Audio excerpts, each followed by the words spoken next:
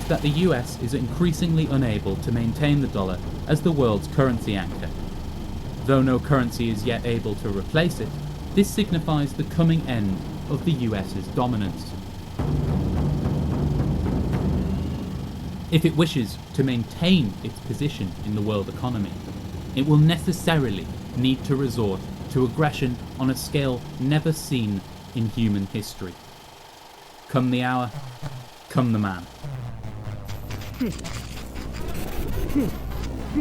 Wrong-footed.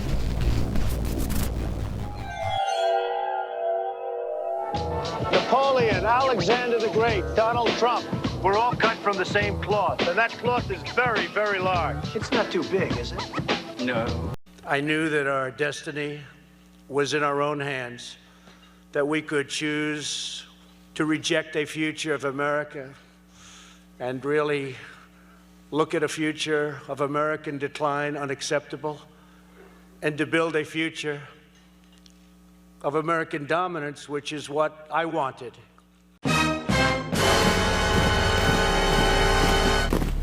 It couldn't be any other way. Never, ever give up. Don't give up. Don't allow it to happen. If there's a concrete wall in front of you, go through it, go over it, go around it, but get to the other side of that wall. Donald Trump's presidency is broadly regarded as having inaugurated a new ideological age in bourgeois politics, the so-called post-truth era. Whilst it is true that Trump lies a lot, to observe this element of his political style in isolation misses its significance entirely. It is equally incorrect to define our age as the post-truth era.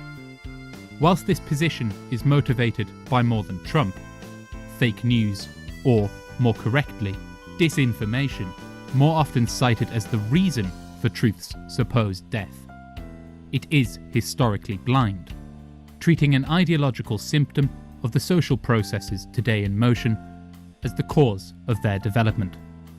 As misdiagnosing the disease is today a fatal error, let us be blunt.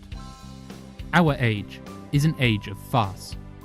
Trump is its prince. We are in a competition with the world, and I want America to win.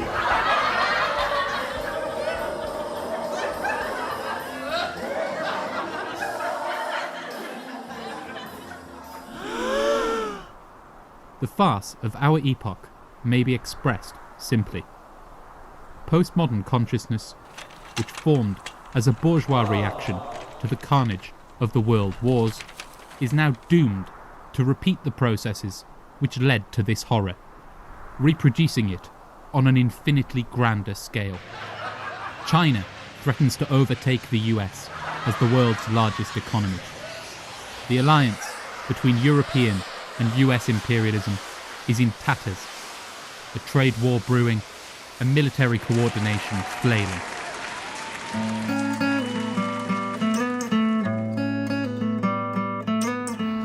No one told you life was gonna be this way.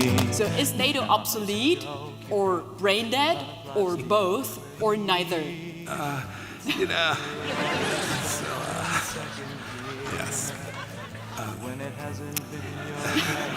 So many good answers. So many cameras. Yes. A nuclear standoff between Russia and the US inches closer and closer to a live confrontation.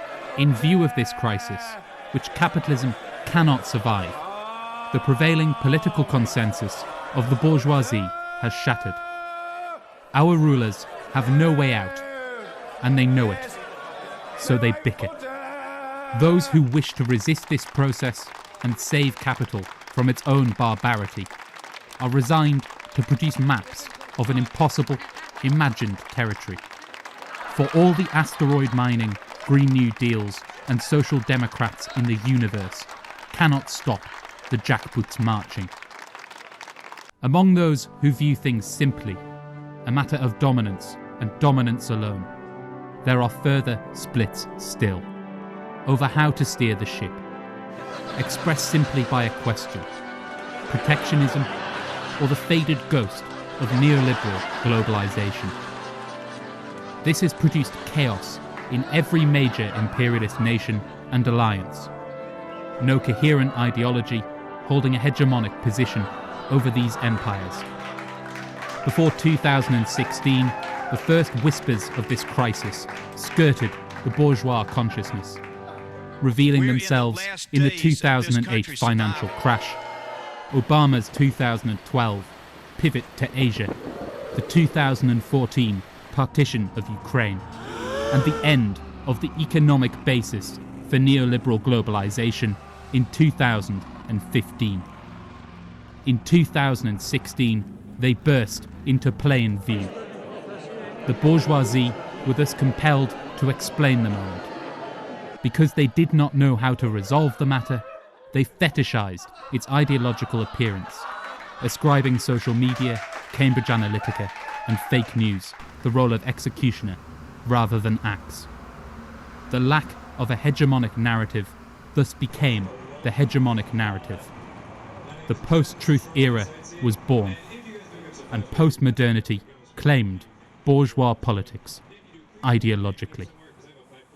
You must have got some pushback for a front-page wraparound like this in September. It's not actually been working the way that much of the economic theory I learned when I had my short trousers on would have said. Capitalism's broken? I'm not sure about it being broken, it's just not functioning. Ivan.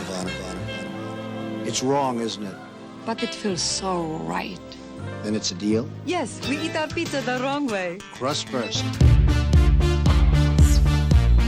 Trump is the most authentic realization of US imperialism's decline possible.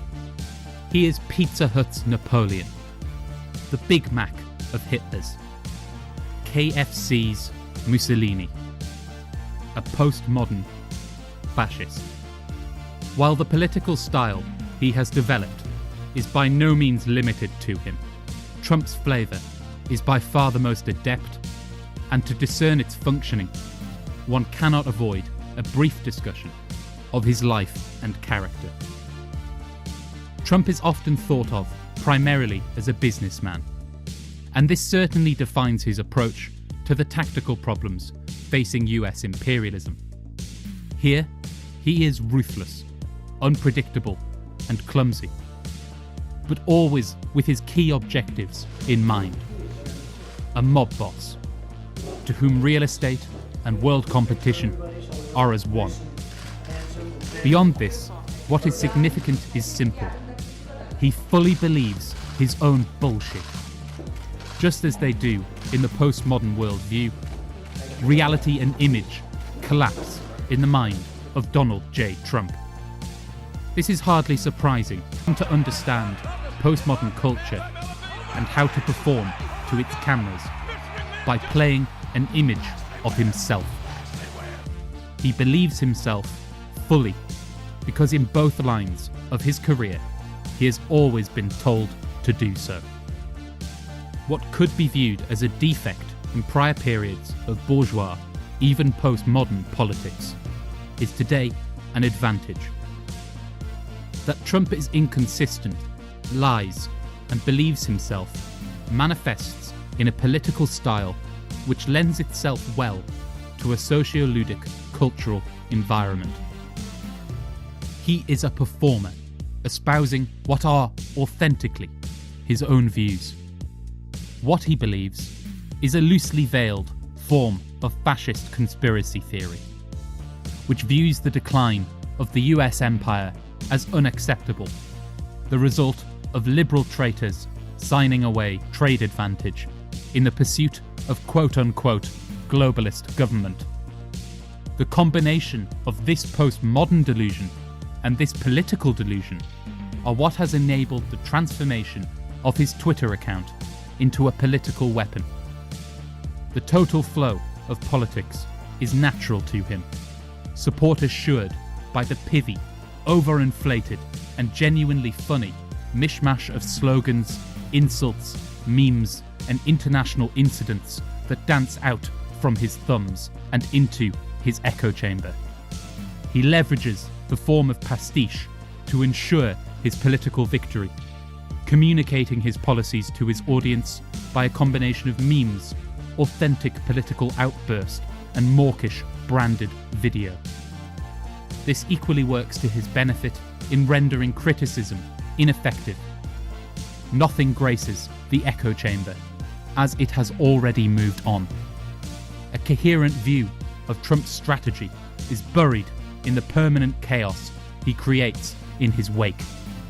The reality of both Trump's supporters and his opponents is thus shaped by how he and his Twitter account set the stage.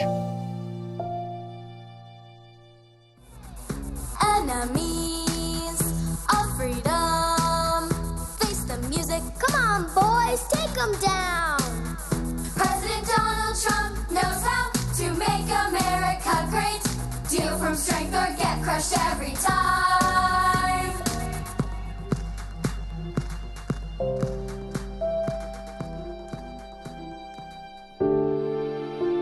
And thus, the essence of the farce has revealed itself clearly.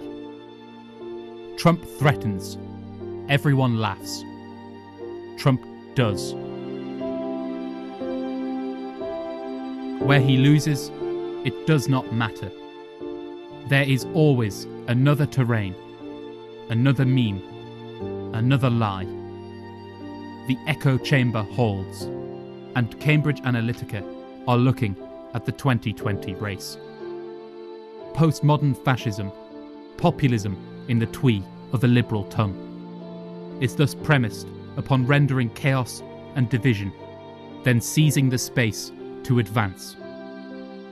Unlike fascism's modernist iteration, it does not require a singular worldview, but a screen of perpetual disinformation and controversy. Though the impeachment process today in motion perhaps threatens his presidency, it is hard to imagine that Trump's support will wane. A prince of chaos rides an historical tide of reaction, pushed forward by its immeasurable weight.